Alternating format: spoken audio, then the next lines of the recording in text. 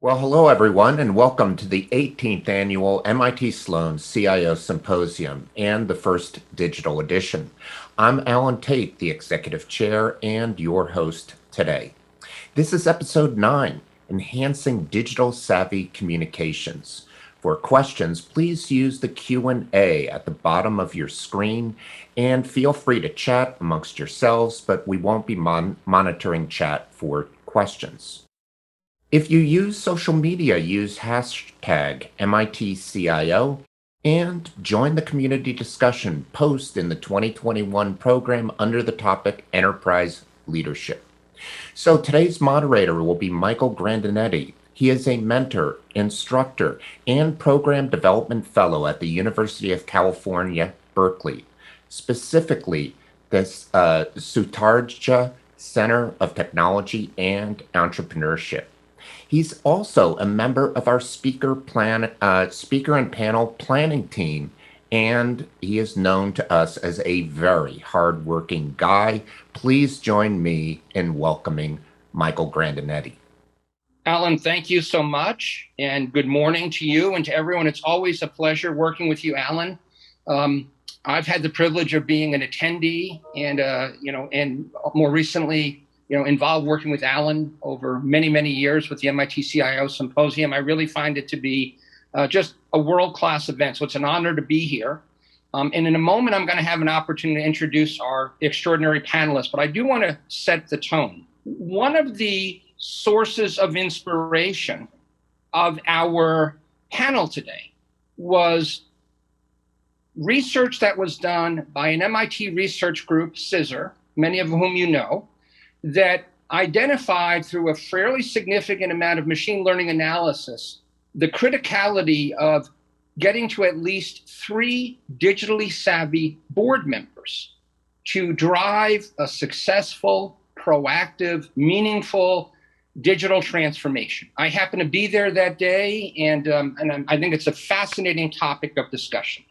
So one of my very favorite quotes comes from the futurist Alvin Toffler, and Alvin said that the illiterate of the 21st century are not those who cannot read or write, but those who cannot learn, unlearn, and relearn. Now, it turns out that this is true not just in the 21st century, but we have seen this repeat itself over and over from the first industrial revolution.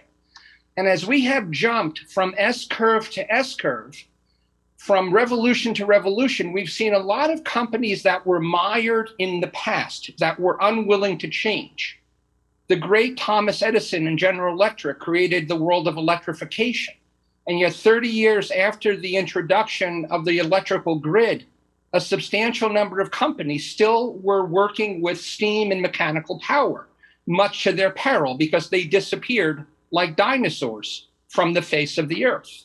We're now in a major digital revolution, but let's be very clear. This revolution did not just start. Depending on how we measure it, we can go back to the days of Steve Jobs and Bill Gates and the PC server revolution and say that it started sometime in the mid-'80s. But if we want to really be, I think, a little bit more honest about it, we can say at least from the mid-'90s on, with the introduction of the Mosaic browser introduced by Netscape, we've been living in a commercial digital revolution for no less than 25 years.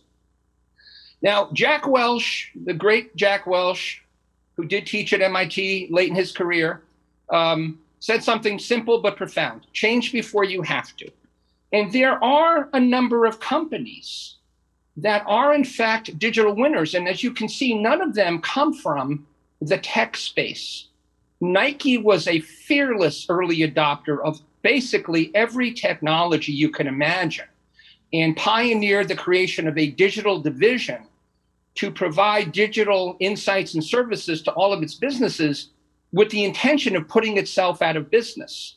And oh my God, even Domino's, the people that deliver our pizza, were way, way, way ahead of the curve. Target and Walmart set in place initiatives that allowed them to be able to benefit from the economic lockdown of COVID. And even in Germany, not necessarily always a country that we look to for vision and technology, Axel Springer, the large publishing company, did an extraordinary job of transforming itself long before most people really understood the importance of this. But this is unfortunately a more common situation. This cartoon from the New Yorker says it all to me. Okay, and in many cases, this is what I call status quo bias. Sitting out on the porch, waiting for that fuse to blow up that big barrel of nitroglycerin. How much longer before you act?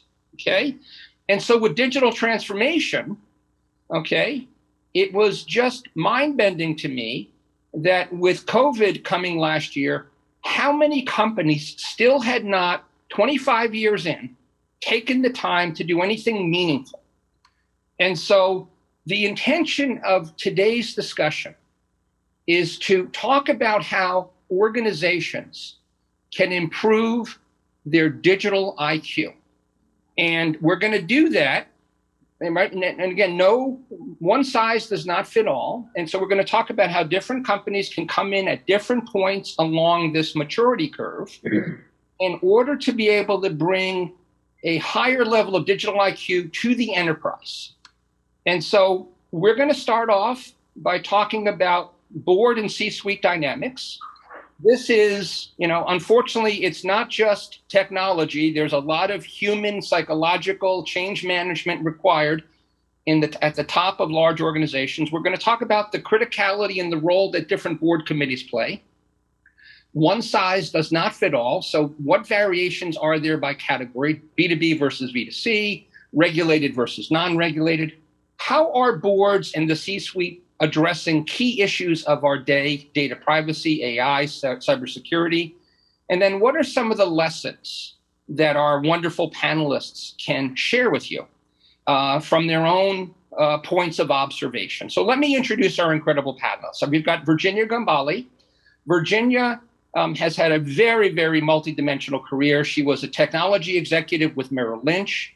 She has spent time on the banking and the venture capital side with Alex Brown Deutsche Bank, and she has served on a significant number of boards, including JetBlue Airways for over 15 years. So she saw the extraordinary transformation of that airline from a small regional carrier to a major, national and global carrier.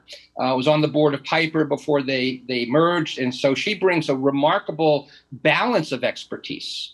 Stephen Gold has had a long and distinguished career as a CIO and CTO, so he has been in the C-suite managing the IT portfolio for companies as significant as Merck, the pharmaceutical company, Avaya, the technology company, CVS Health, and now he's with Hudson Bay as both their CTO and their chief improvement officer. And he is also now sitting on the other side of the table as a board member. So he's going to bring those two perspectives. Cathy Horst-Forsyth has spent her entire career in IT professional services and transformation, including for the last 6 or 7 years as the founding managing director of Strongbow Consulting.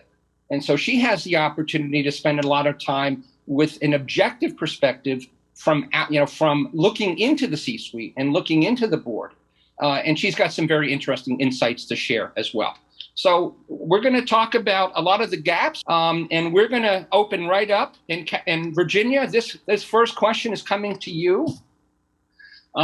You've got some fascinating observations about the power dynamics between the CEO, the C-suite in its entirety, the board itself, and how organizations navigate towards some level of alignment on their innovative mindset and their digital transformation agenda. Can you comment on what you've seen and what the challenges are, please? Sure, Mike. Thank you so much. Well, for such a long time, when I first began my board journey, I actually thought it was a bilateral dynamic where I thought it was the C-suite and the board. Yeah. But over my 20 years sitting on boards, what I really saw was the great trifecta. And if the trifecta is not aligned, you cannot move forward. So the trifecta is, as Mike mentioned, it's the CEO, the C-suite, and the board. And so you may have 2 out of the 3 aligning, which leads to a forward momentum. But that doesn't mean you're going to get off the ground running because of the passive aggressive behavior, which may take place on either whichever that is, that third party that's not aligned. So it's really essential that it's a tough thing to do, but the time investment that CIOs or digitally, C-suite executives need to invest to begin to pre-socialize and develop relationships with board members, as well as their C-suite counterparts in a backdoor education process about, I think some of these quotes I love so much about change before you have to, because we see so much out there where, there's a lot of talk at the board level and the C-suite, but no action. And it really requires an alignment of all three in terms of mind share. That's great. Thank you, Virginia. And Stephen, you had a perspective where sometimes the CEO also holds the position of chairman of the board, which introduces an interesting dynamic. So can you comment on that? Yeah, sure, Mike. Thank you. Obviously, it kind of impacts the trifecta to some degree because the CEO is also the chairman. So that leg of the stool, if you will, is somewhat either missing or shorter than under a true trifecta. But I think the dynamics and the issues are very much aligned with the broader movement for an independent chair. And when you have the independent chair, that puts, I think, a greater responsibility on the board to have the tech savviness on the board so Right. that the board can have that level of influence.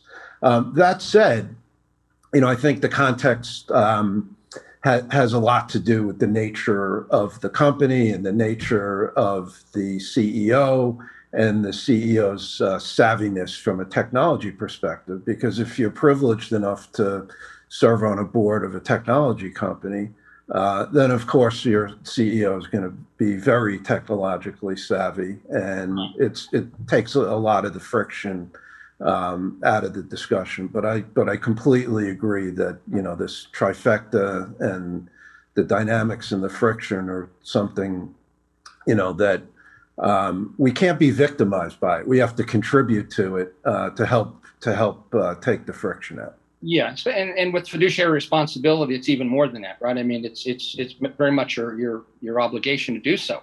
Obligation to shareholders. Yep. Yeah, and so the board, of course, is comprised of a number of different subcommittees, subcommittees. And Virginia, you have served on all of them.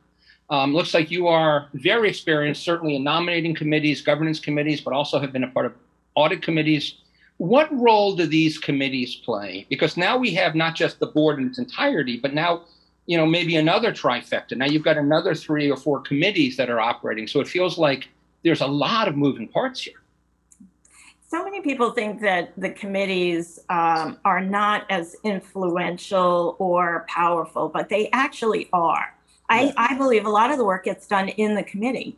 And so the committee is allowed to dive deeply in order to be able to analyze and make a recommendation to the board of directors. It's very hard then. There can be a lot of discussion once you as a committee chair align your committee, and it's a responsibility of the committee chair to be able to get that information to your members so that they are brought up to speed. So it is very difficult. Once that is presented to the board, discussion can take place. But you don't want on record that the committee made a recommendation and, it was shot down. So therefore, it's really, really important that the committee chair and the committee members are very, very much an integral part of helping to bring the board along.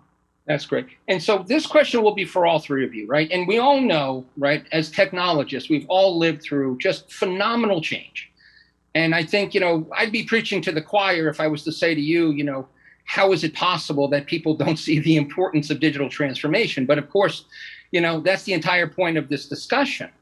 Stephen, you used the wonderful phrase "digital immigrant" in our prep discussion, and obviously there are CEOs who have gotten to where they are the old-fashioned way, right, where digital was not an important part of their mandate, and so they have a certain worldview that may be a little bit incongruent with our worldview.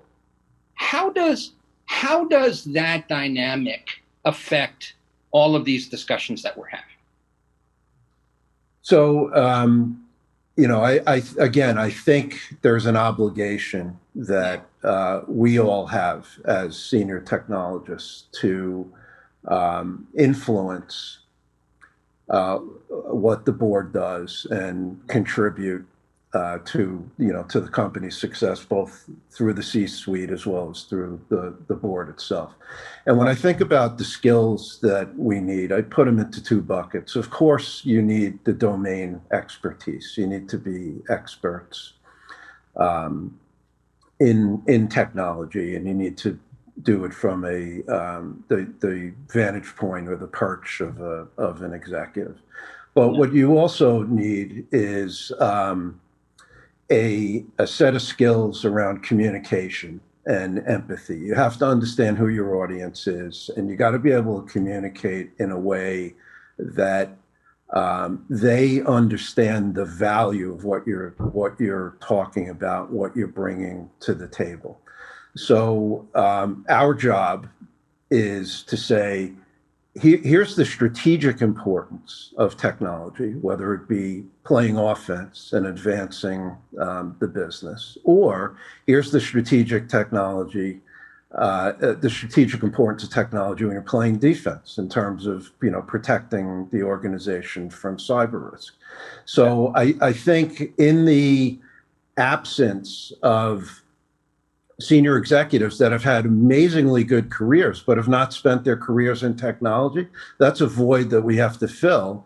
And it doesn't just get filled with the domain expertise, it gets filled with our ability to effectively communicate. Okay, that's great. And Cathy, you have obviously an interesting perspective because you're sort of on the outside looking in, right? So you see a lot of these different power pockets in the organization and, probably a lot of what Virginia said, a lot of good intention. But not necessarily a lot of follow-up. So there's an example that you mentioned about just how hard it is to change policies and procedures in specific cases. Can you elaborate a little bit on that? Sure. Well, we work with lots of Fortune 500 companies across multiple industries, but in particular, it seems that insurance and finance have really grown up with compliance and regulations, and the price of non-compliance is incredibly high. So around that is a whole ecosystem of policy and procedure, which is meant to establish control, but innately restricts innovation. And so one of the ways I've observed that happen to the negative is that the technology suppliers who support the underlying infrastructure and ultimately digital capabilities, they tend to lean towards the incumbents. It tends to be easier to stay with those that have been selected and onboarded and tested and approved in the past. And what that limits and restricts is the ability for disruptive new entrants in the market to really penetrate these large organizations and help drive a change agenda. So one of the ways I've seen large companies combat that is to step outside of the IT channel and really build a formal program to identify and incubate suppliers and work with them to shepherd their introduction and ultimately adoption within the IT organizations. That's not to say they get to pass on the compliance, but it really is one way to kind of combat that whole nobody ever got fired for choosing IBM of long ago. Yeah, that's great. And Stephen just used this wonderful phrase, offensive versus defensive investments. And of course, no one ever disrupted a market by playing defense, right? That's just not the way it works. So I guess I'd like to ask, Cathy, because I know that you think this is a very important metric, and ask Virginia as well, is this a relatively common discussion amongst the C-suite and the board that, here we're playing defense, but if we really want to truly lead our industry again or regain the agenda, this is what it's going to take. This is the kind of investment. This is the kind of talent. So how often are people thinking about the offensive versus defensive posture of a specific initiative? Cathy, do you want to lead with that? Yeah, maybe I'll take it more from the C-suite and the management teams that we work with, and Virginia can take it from the board level. But my answer is not often enough. I think that very often, one of the pieces of the CISR research that really surprised me is that even CIOs and CTOs, only about 45% of them are considered digitally savvy, and that doesn't seem to be possible on the surface. But the explanation is that it's an inward-looking view of technology, really focusing on infrastructure and risk and those sorts of things, as opposed to looking at business model change. So in my world, that's mostly what we talk about. We talk about risk, we talk about security, performance, all very important things. Yeah. And I think one of the key challenges the IT teams have is working with line of business in a very direct and collaborative way to take that outward-looking view. So it would be great, in my opinion, if there was a metric that actually looked at project and investment and measured the balance between the two, offensive and defense. I have not seen that in my travels. All right, thank you. Virginia, your thoughts? Yeah, interesting. So typically the boards have one big meeting a year where they focus on strategy, and the other meetings are very focused on a quarterly operating or financial performance basis. Yeah. What has been very interesting, and I love to point out at board meetings, and I hope you all will as well, is through these last 18 months, we have had to, out of sheer survival, pivot quickly. And the organizations have done it. And so if you can prove to people, here it is, you have pivoted instantly in many cases. So when we talk about strategy going forward, we have to revisit it on an ongoing basis. And no longer can you say, oh, we don't have time to make this change, or it's going to be this expensive, or it's going to cost this. And in fact, if you survey your teams, they are excited and jazzed over the fact that they've actually been able to accomplish this and be part of that nimble agility. So, okay. So, one of to your point about pivots, and I'm not sure who, there's so many people that this quote is attributed to, but you never want to waste a good crisis, right? And so obviously every organization has had no choice but to face the crisis. But it seems to me, right, and I had shared with you guys a McKinsey chart from a couple of days ago about, the focus on resilience. But, I look at great organizations that, they actually double down in times of crisis, right? They realize that everything is cyclical.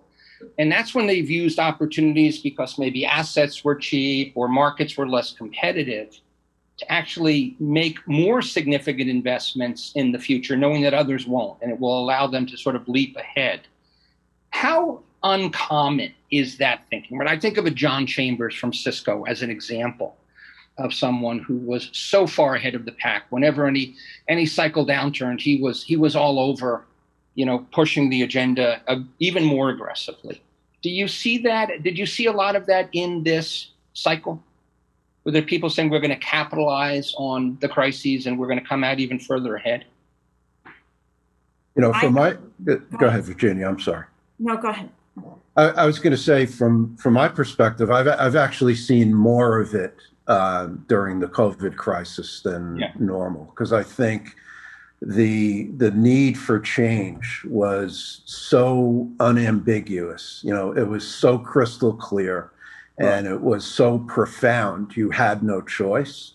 Yeah. And then once the organizations proved to themselves, your point, Mike, about, yes, we can do this, you moved from a world of I can't ability to a world of accountability. Yeah, I love that. And I'm seeing more and more organizations not only transforming to survive, but taking it further and transforming to thrive.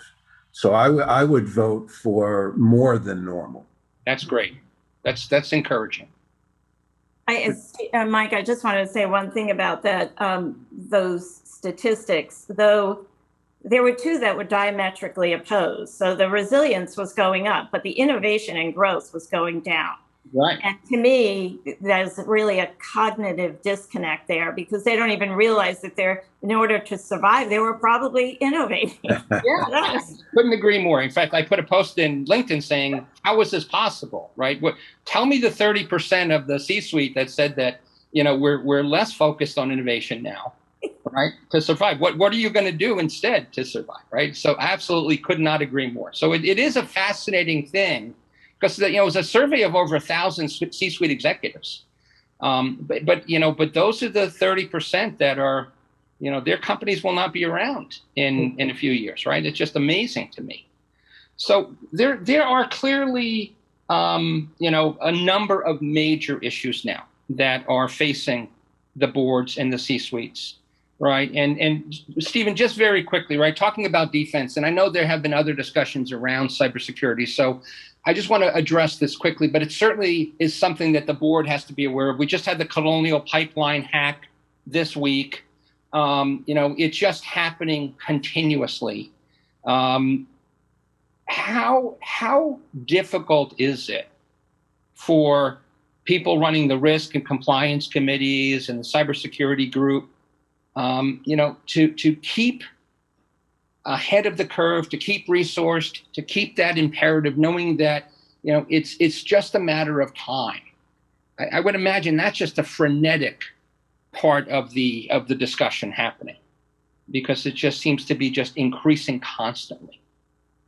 Yeah, I think cybersecurity is an example where I think the majority of boards clearly understand the risk and the need to invest and the obligation, to protect the business and uphold obligations to shareholders. Earlier, Virginia was talking about kind of what I consider to be a top-down strategic approach to influencing board structure and digital engagement through nominating and governance, and it's great. It's wonderful.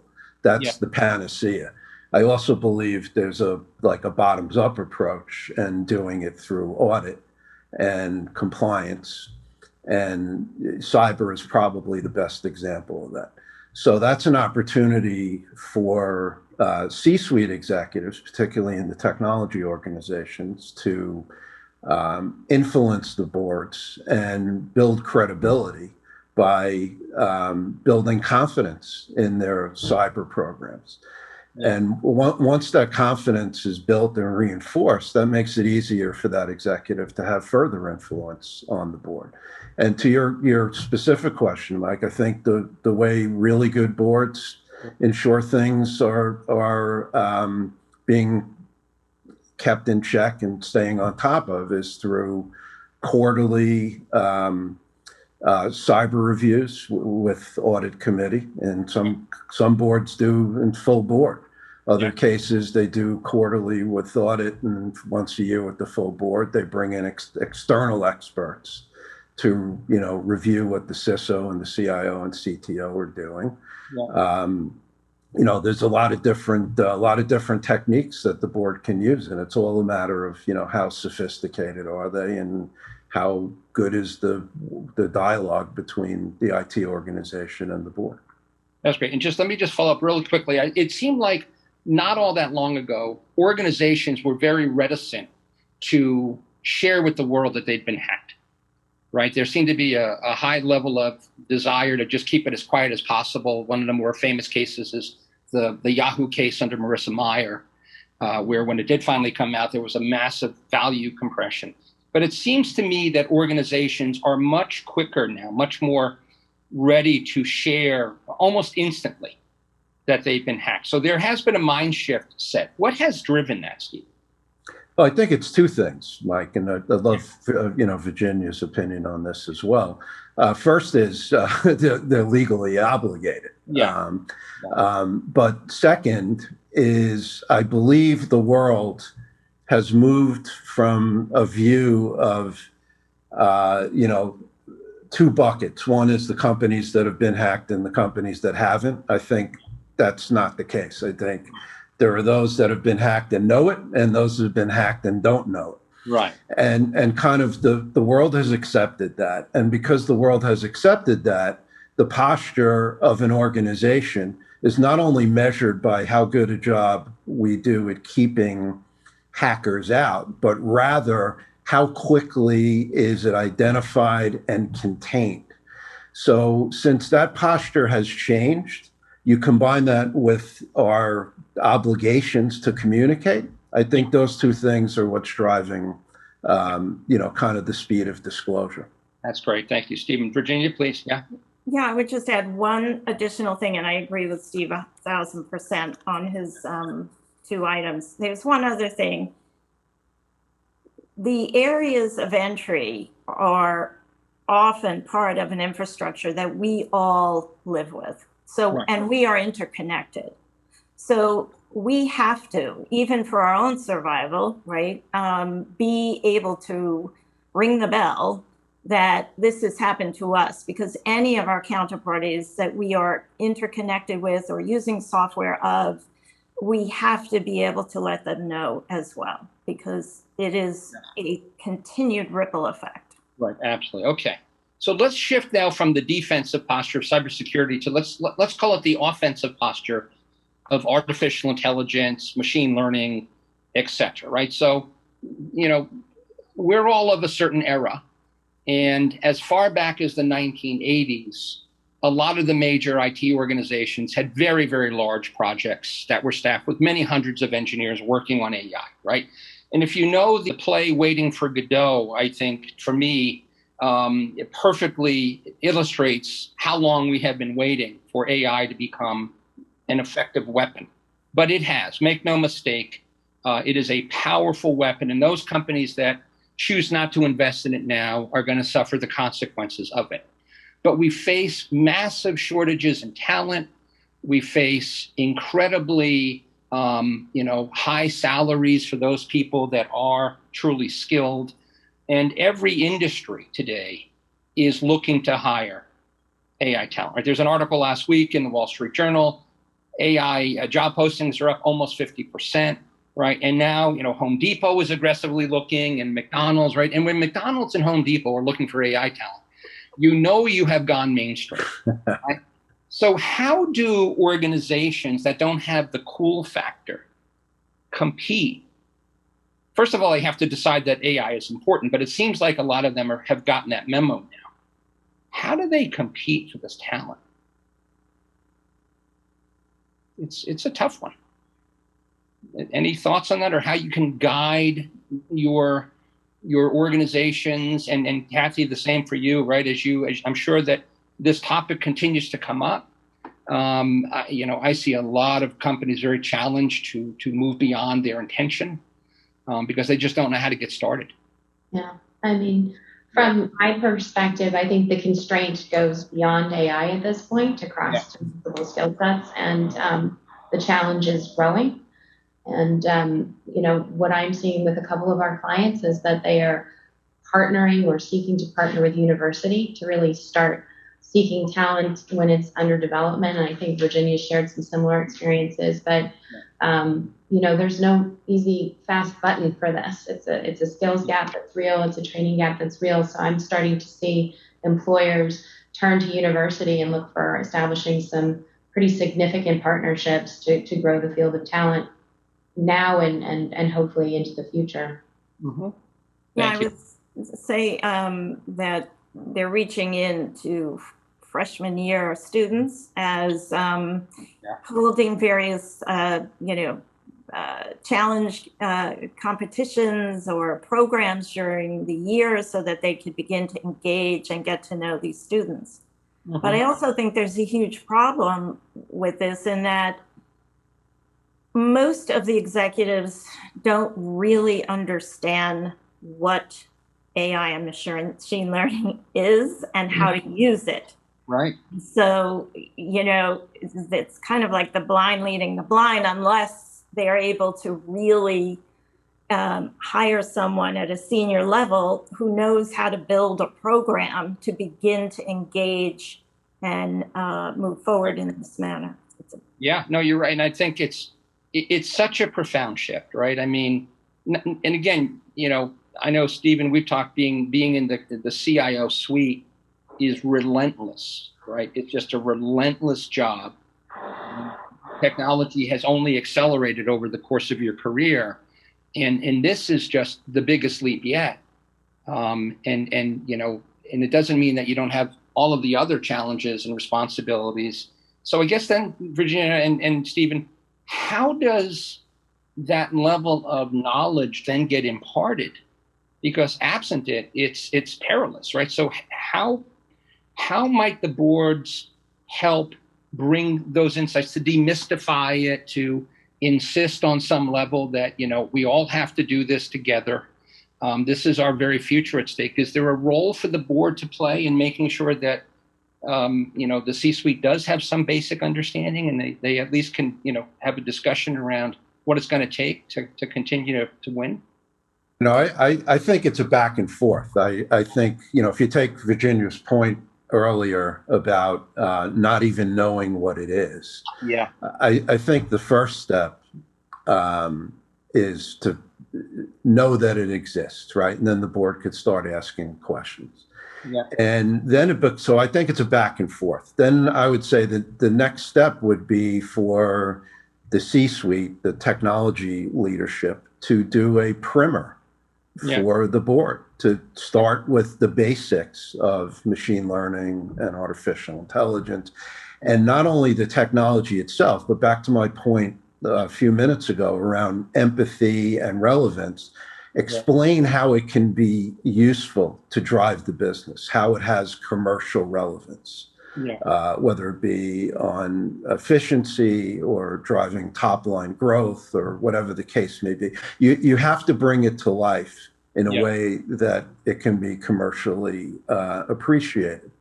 And then other contributions the board can make is to make sure that the leadership is getting the funding that they need, the attention that they need in order to make those investments. So, we heard about partnering with universities. I've seen instances where they've gone even further downstream, where they've partnered with high schools. Wow. And this is not new.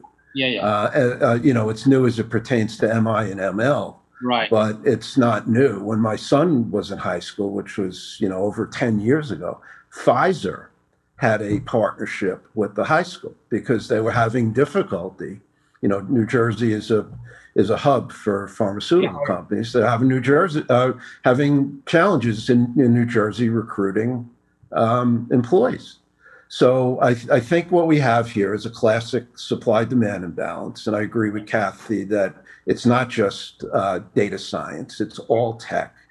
And you got to go downstream. You got to tap into the female population. I mean, these women in tech movements are amazing because you have supply. Now it's really just a matter of training and getting them excited about technology. I mean, look at what Virginia and Cathy have done with their careers. We should be repeating that over and over and over again. Same thing with people of color. So I believe it's not a people shortage. It's a training and focus shortage. And between going down younger, in the pipeline, focusing on females, persons of color, and then retraining, you can solve these issues. Yeah, and Stephen, I agree, right? So when I was an engineering student, there was one woman in my class out of 500, right? Now, as a person who teaches classes at Berkeley and Harvard and Rutgers, half of my students are women, okay? And so yet it's just a remarkable thing, and often they're my best students, right? And they also have a lot of the social skills and the team skills that are incredibly invaluable. So I think a lot of organizations, to your point, are not taking full advantage of the talent that's out there. There's no question about that, right? Absolutely. So as a board director, those would be the questions I would be asking. That's great. What is your talent management process? How are you tackling this strategically? Okay. Yeah. And Virginia, anything to add to that, or Cathy, or should we just keep pushing forward? We can move forward.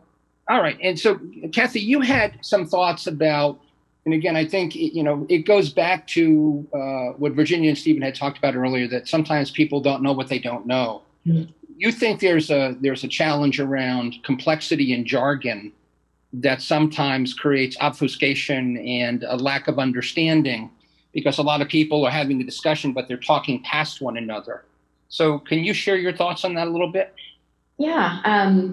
Well, if you think about it, again, starting with the suppliers, I think there is a lot of jargon and marketing speak and words that are used to differentiate and spice up technology. So that's one element of complexity. And then you have, trained engineers who rightfully have studied technology and can go deep, and that comes with a sense of technology speak and not necessarily jargon, but deep terms. Then you can pepper in a little bit of abbreviations and language that's unique to each company. So we all have company jargon, and it's very easy to talk past one another. So just very simple idea of having a common language, and it's part of what Steve is saying. It's empathy. It's trying to meet someone where they're at in terms of how you express it.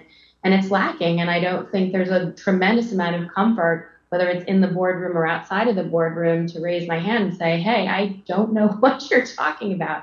So it's a simple enough thing to say. We need to find a common language. But I would think that whether it's in the boardroom or outside, really taking the time to debunk and understand what we mean by hybrid platform system would be really helpful to those people who haven't gone and studied technology and yet need to appreciate the context that technology is being used to support and grow the business. That's great. Thank you, Cathy. So let me not pivot here, but a lot of our discussion has been about how the board can be of help. But we are, in fact, of course, on an MIT CIO Symposium panel. Stephen, you have been CIO of some significant companies, Merck, Avaya, CVS Health. If we now kind of go back into your role as a CIO, how would you counsel your CIO peers to cultivate relationships with the board, to educate the board, to make sure that the board is aware of what's really happening in the business and where the technology may be a bit soft or lacking, and how to make sure that your agenda is being understood? Yeah. So again, it's easy for any of us to sit back and complain and say, well, the board's not interested, the board doesn't have tech people on it, so on and so forth. Right. That's half the equation. I would argue the bigger half of the equation rests on our shoulders. You have to earn the right to do that, and you got to earn the right to get an invitation back every single time. Yeah. And as I mentioned earlier, I think there are two classes of skills that you need. The first one being the obvious, which is the domain expertise. But if you're, to Cathy's point, if you're going to go in and treat technology like a guild and use a language that nobody else understands, right, it's not going to be helpful. Right. So, to interact with the board, the second class of skill, which is around communication and empathy, I would argue is more important. Mm-hmm. And you have to distill these very complex technical topics into things that people who are not technologists not only can digest, but understand. And the better of a job that we do at that, I think the more effective we're going to be and the more seats that we're going to have at the table. If I were to walk in, with a propeller hat and a pocket protector, it's not going to do me any good. Right. I have to speak the way, they engage in a board, but bring material that maybe is a little bit foreign to them into that setting in a digestible fashion. That's great. Thank you. And Virginia, you've been on the other side, so you've seen a lot of CIOs come in and present. What common characteristics would you say, are embodied by the best of those that are really, highly respected, highly credible with their boards? Oftentimes the CIO will rely only on the presentation that is given to the board as a manner to communicate what needs to be communicated. Right. It is just not enough. So if your company has a board dinner the night before the board meeting, every board meeting, you should systematically find out who does the seating chart. And each dinner, you sit next to a different board director. This is your opportunity to have the ear of someone, to educate them. They may not get down into being able to advocate for all the buzzwords that you may have, but they advocate for the business imperative. Yeah. And so really building that coalition. Or if you can't get to the board dinner, ask if your CEO is okay with, hey, John's or Cathy's going to be in town, before the board meeting. Do you mind if I grab a coffee with them? Right. Because they want you to approach them. Right. Some board members, don't want to appear vulnerable, but you must do the reach out. Yeah. And you must educate those directors. It is so important. And then that trust factor also with the one-on-one communication will begin. And send articles from time to time. Sure. And because they will read. Many board directors read all the time. Sure. Unfortunately, they'll hammer you with, I read this, right? and it may be, not true news, right? So therefore, you really want to send them the good stuff. I love it. A whole new variation of fake news is not true news. Can you, you should copyright that. I think that's going to be on the next newsletter. Not true news. I love that. I love it. Well, listen, let me just share a screen here. Let me share my screen one more time. Actually, so clearly there are so many gaps that organizations need to be aware of, okay? And we are all navigating whatever the new normal may be, right? None of us know that for sure, but everyone tells us it's coming. Just please do tell me, because I'm not sure if I'm going to notice it when it does finally come.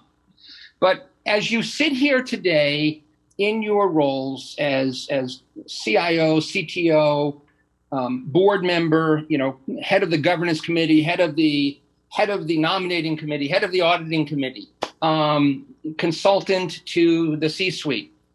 What are some of the things that you would recommend our listeners, primarily our operational listeners? They could be CIO, CTO, Chief Digital Officer, Chief Innovation Officer.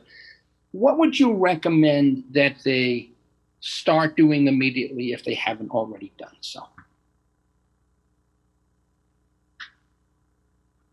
In this current world order, as we approach this new way of being in the world, as we move into a hybrid workplace, as we see the continued sophistication of state-sanctioned cyber attacks, as we see organizations that are winners, bringing on more AI talent and creating more separation. I'll go ahead and start, Mike, and just in terms of something that builds on, I think, the conversation we were just having about board communications and the C-suite and the board talking, and working with clients a lot on business cases, which pass up from the C-suite to the board. There's always a conversation about what happens to risk, to cost, investment, to performance if we do something, but less often the question is what happens if we don't do this? What is the opportunity cost of no action? And I think if we don't quantify that and really stop and think about no action, it's way too easy to lose projects, to lose momentum, to constrained resource, skills gap. If we don't quantify and put a number and a dollar value even to no action, I think projects continue to get kicked down to the road. And I think now of all times, it's really important to ask ourselves what happens if we don't, because it's not tech debt, it's the business model and being threatened by competitors and losing our way in the market. That's great. Thank you, Cathy. I would like to say, Mike, this start, stop, continue.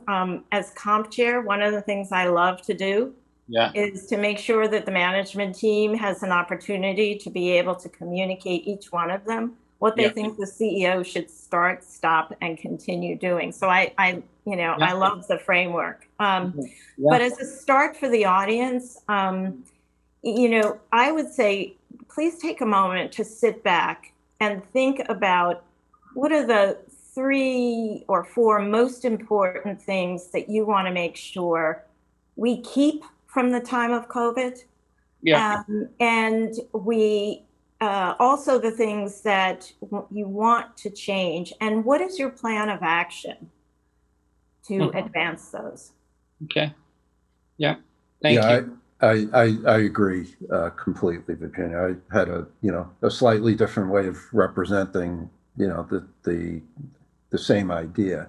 I think it's a good time for CIOs to, if they haven't done it already, prepare, for lack of a better term, a state of the state um, uh, presentation for leadership of the company, not only for the board, but for all leadership of the company.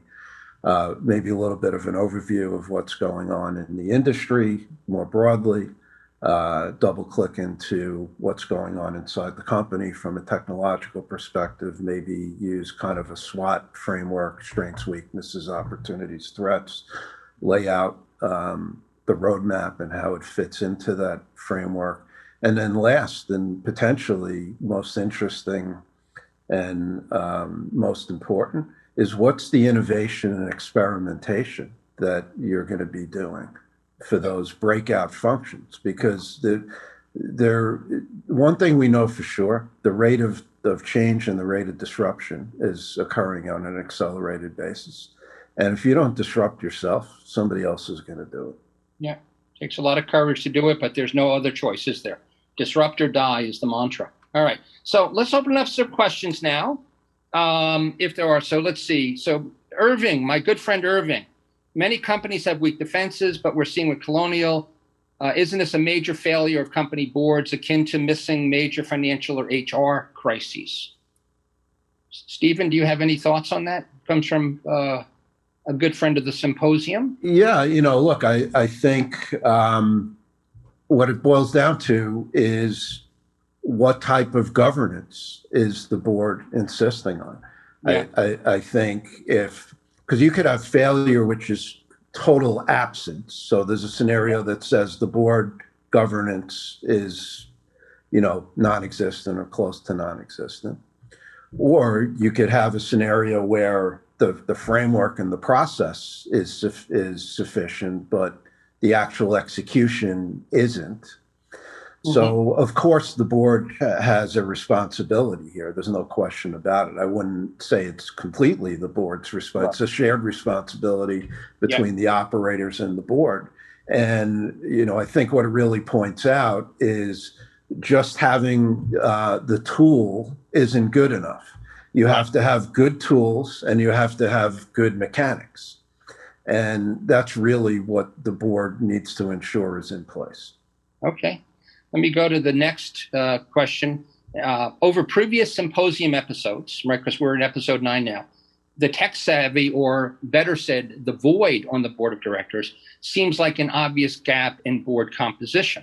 With technology being a fundamental core for almost all businesses today, how can it be that boards can be so short on technical board members?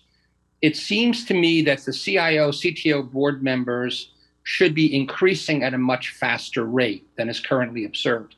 I think we would all agree with that, right? I think that was really the entire point of this discussion. Next one is an interesting one. Some major companies feel that working remotely inhibits innovation.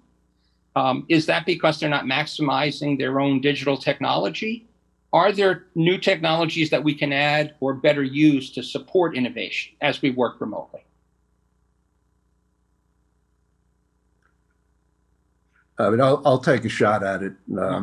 So I haven't seen any evidence that that's the case. I think there's no reason, similar to what we're doing now, why you couldn't set up mechanisms, and we've I think all of us have proven it to different degrees. Set up mechanisms where you can work just as effectively like this as you can in person. In fact, there was a debate early on around productivity, like how much finished product are you really getting out of an organization?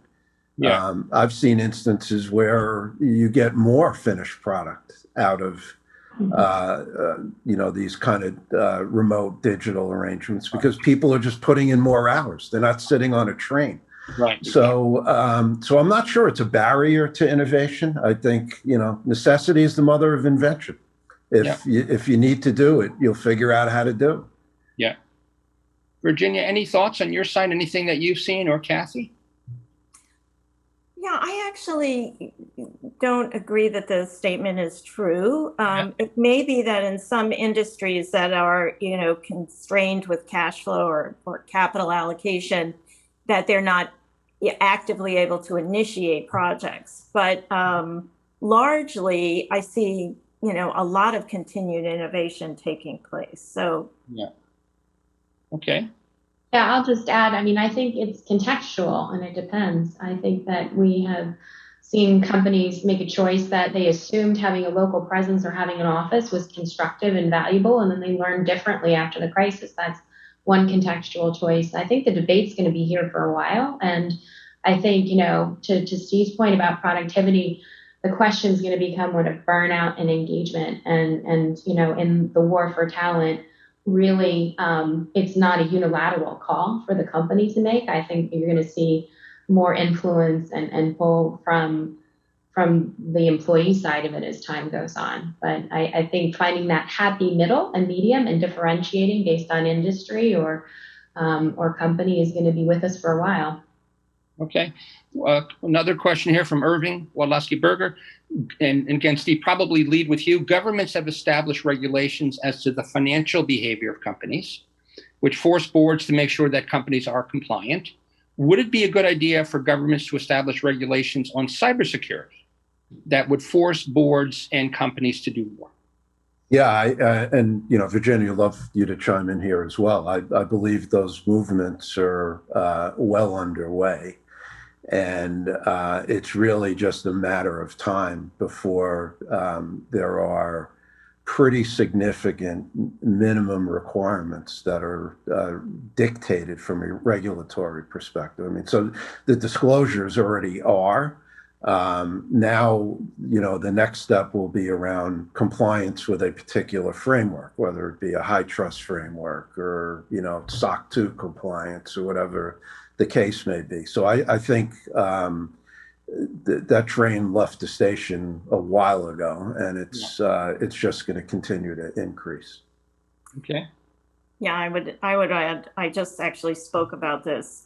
This is the time more than ever because the reach of these situations have become so broad and so impactful that the government has to. I actually watched, if you're ever bored one night, go to C-SPAN and you'll see some of the debates that are taking place at various committees in the government about how to actually structure the right kind of initiatives going forward, and just them talking about how they need to create digital expertise within their various branches of the government to do this is really quite fascinating. Yeah, so very much a parallel to our discussions, right? That we saw a number of the Senate hearings where some of our members of the Senate and Congress kind of betrayed their naivete, if you will, about how the most basics, technology works. So, but yes, it needs to be, right? And when you look at countries like Singapore, where their very best and brightest go into the government with, a high amount of pride, those no longer, unfortunately, are the days that we see in DC. So they were at one time. It was at one time. There was a time when John F. Kennedy could pick up the phone and call Robert McNamara, who was the CEO of Ford, and said, "Your country needs you." And in one phone call, he was on his way to Washington. Those days have unfortunately been, they're well in the past at this point. Mm-hmm. Well, Alan, my friend, I think we are landing this plane on time. I want to hand the controls back to you. I want to thank our extraordinary panelists, Virginia, Stephen, and Cathy, for your insights and sharing some very rich experiences with our audience today. It was a pleasure to have a chance to collaborate with you on this panel. Thank you all so very much. Thank you. Thank you. My pleasure. Well, thank you, Mike, Cathy, Virginia, and Stephen. That was a very informative discussion. And to the audience, let's continue the conversation. Join the all-member chat event that is live right now. Also, please post your thoughts to the 2021 Symposium program under the topic Enterprise Leadership.